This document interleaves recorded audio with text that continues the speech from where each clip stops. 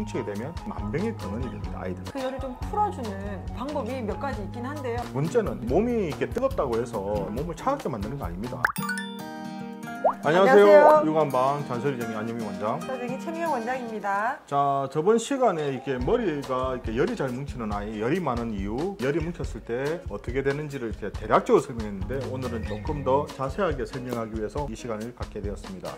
이렇게 열이 많은 아이들 같은 경우 병적으로는 발전하게 되면 어떻게 나타날까 이제 이렇게 이제 설명드릴 수가 있겠는데, 첫 번째는 열이 이게 피부에 쌓이게 돼서 이게 풀지 못하게 되게 되면 한방에서는 이게 표열 기체증이 생긴 거라고 볼 수 있는데, 피부가 건조해진다든지, 그러니까 피부 건조증이겠죠. 네. 이게 심해지게 되면 아토피라든지 뭐 알러지 피부 같은 이런 증상이 나타날 수 있습니다. 그렇죠. 그래서 피부 아토피는 뭐 접히는 부분에 특별히 더 나오는데, 겨울철에는 아무래도 전체적으로 건조증이 오고요. 그다음에 머리 표피에도 건조증이 생기면 아무리 지루성 피부염이라는 거 들어보셨죠? 그런 것들도 피부에 열이 쌓였을 때 드러날 수 있는 증상입니다. 참 이 열이 좀 애매모호하긴 한데, 그냥 아주 간단하게 피부에 열이 쌓이게 되면 당연히 건조해지게 될 거고, 그죠. 건조해지면 가렵게 될 거고, 네. 그러면서 또 긁게 되면 또 상처가 나고 계속 악순환이 될 수 있다, 이 얘기 말씀을 드릴 수 있습니다. 그리고 두 번째는 열증이 이렇게 호흡기에 쌓이게 되면 상초 기체증으로 저희가 말씀을 드려서 뭐 잦은 감기라든지 네. 천식, 편도염, 비염 등의 증상이 있다고 말씀드립니다. 그렇죠. 코, 목, 그러니까 비염, 그다음 목은 후두염이나 편도선염이 올 수 있고요. 조금 큰 애들 같은 경우 눈으로 열이 쌓이면 시력이 빨리 떨어지는 경우도 많이 있습니다. 있습니다. 요즘 또 하나를 많이 보잖아요. 그렇죠, 매체들을 그러니까 유튜브라든지 먹거리도 그러지만 요즘에 진짜 눈으로 다 에너지를 많이 이게 유튜브라든지 해서 핸드폰을 많이 보다 보니까 네. 아무래도 그런 경우가 많습니다. 그렇죠. 세 번째는 소화기에 영향을 주게 되는 경우가 있거든요. 이걸 또 중초 기체증이라고 합니다. 네네네. 대부분, 소화기. 여기 중간 우리 위장 위쪽, 그렇죠. 명치 이쪽 부분 다 중초기체로 보거든요.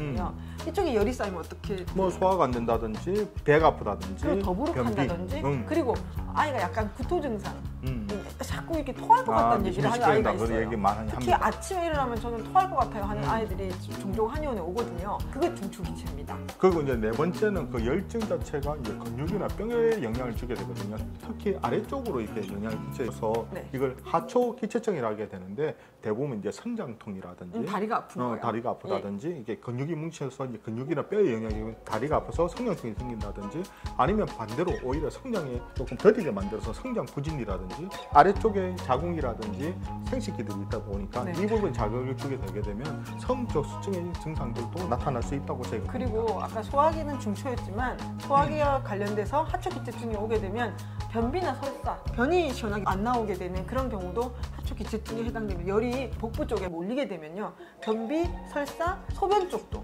야뇨라든지 아니면 소변 빈사 증상, 빈뇨 증상들도 올 수 있습니다. 그리고 이제 다섯 번째로는 이게 열증이 이렇게 뇌 쪽이라든지 이런 정서에 영향을 끼칠 수가 있거든요. 그럼 이렇게 머리 쪽으로 열 자체가 너무 가행되게 올라가게 되면 요즘 조금 문제가 되는 ADHD라든지 우울증, 또 학습장애라든지 자폐증 같은 증상도 유발시킬 때 저희가 보는 겁니다. 네.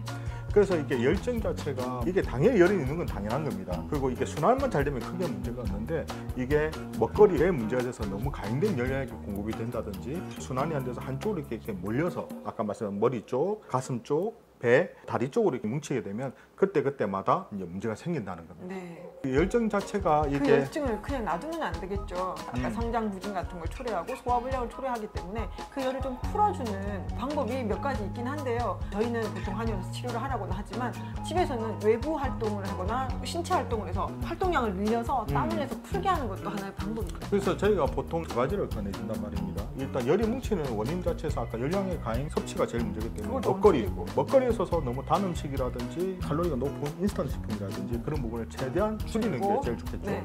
그리고 두 번째는 몸이 이렇게 뜨겁다고 해서 몸을 차갑게 만드는 거 아닙니다. 네. 아이들 같은 경우는 발산을 시켜야 그렇죠. 되거든요. 발산시키는 게 분산입니다. 그래서 분산시켜야 돼요. 근데 그게 제일 좋은 건 운동입니다. 네. 그래서 항상 저희 한의원에 오는 아이들 같은 경우에 초등학교 때는 적어도 운동을 일주일에 4일 이상. 4일, 5일 정도에서 네. 매일 한두 시간 정도는 두세 번 해갖고 안 돼요. 네. 네. 4, 5일을 아주 땀이 날 정도로 그러니까 땀이 한두 날 시간 정도로 해야 정도는 됩니다. 그러니까 네. 보통 요즘 바쁘다 보니까 3, 40분 그것도 일주일에 한 2번 정도 네, 저희 아이를 시켜보니까 운동을 땀이 정말 많이 날 만큼 해야 그게 활동량으로 표현이 되는 거지. 조금 더 사실 올려야 제가 돼요. 사실 이렇게 체형도 그렇고 저도 이제 눈도 안 좋고 여러 가지 잔병이 있다 보니까 제 아이 먹거리라든지 운동에 좀 많이 신경을 쓰거든요.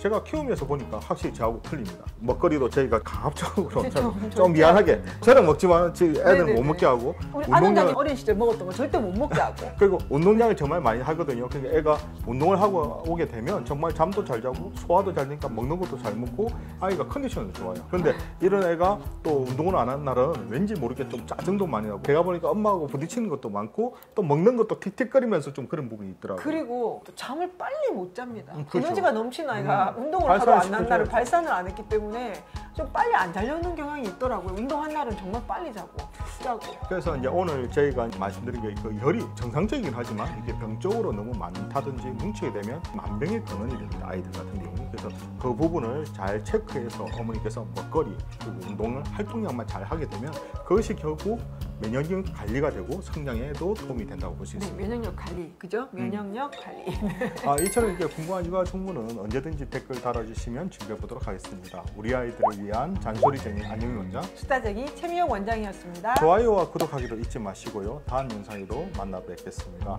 육아는 한방. 연방.